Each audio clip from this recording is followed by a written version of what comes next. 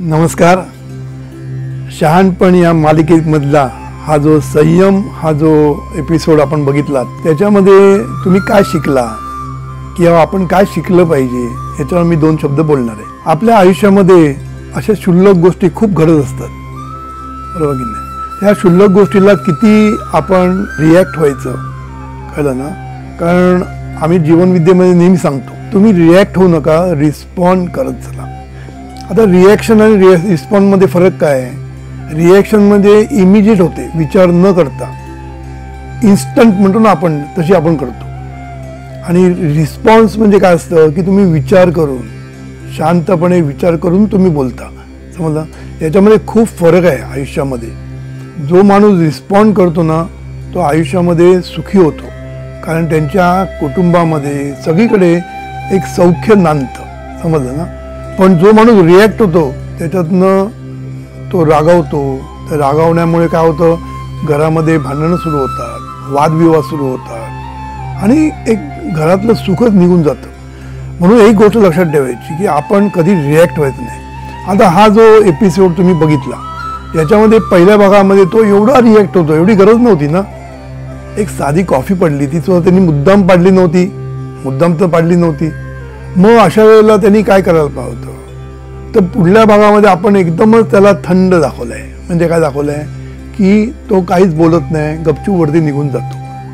आता हे 2 extreme positions आहेत. तर आपल्याला कुठेतरी सुवर्णमध्य गाठला पाहिजे. एक लक्षात ठेवायचं, जीवनविद्या नेहमी सुवर्णमध्य शिकवते.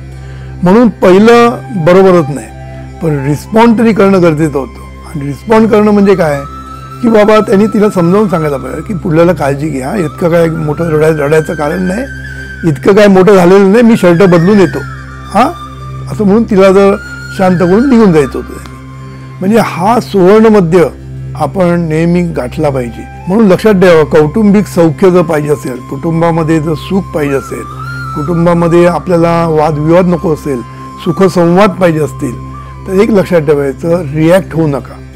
छोट्या छोट्या गोष्टी असतात, या मोठमोठ्या गोष्टी नसतात. छोट्या गोष्टींना आपण रिॲक्ट होतो आणि मग सगळं जीवनच खराब होऊन जातं. म्हणून रिस्पॉन्ड करायला शिका. रिस्पॉन्डला मराठीत काय म्हणतात? प्रतिसाद. प्रतिसाद द्यायला शिका. आणि प्रतिसाद देताना थोडंसं विचार करून जर तुम्ही दिला तर आयुष्य खऱ्या अर्थाने सुखी होईल. पेरेंटिंग ही एक मोठी कला आहे, लक्षात ठेवायचं. असं नाही की मुलं जन्माला आली, मुलं वाढली, अशाने मुलं घडत नसतात. आपल्याला मुलांना घडवायचं असतं आणि त्यासाठी पेरेंटिंग आपण शिकून घेतलं पाहिजे. पेरेंटिंग हे आपल्याला शिकायला पाहिजे. त्याच्यासाठी जीवनविद्या मिशन लवकरच पेरेंटिंगवर कोर्सेस घेऊन येत आहेत. तर त्या कोर्सेस तुम्ही जॉईन करा, जेणेकरून तुम्हाला कळेल की पेरेंटिंग कसं करायचं. कारण पेरेंटिंग जर तुम्ही चांगलं केलं तर त्याच्यातूनच एक सुजाण नागरिक निर्माण होणार आहे, एक सुजाण पिढी निर्माण होणार आहे देशासाठी. तर त्या दृष्टीने तुम्ही सर्वांनी या कोर्सला जॉईन व्हा अशी विनंती.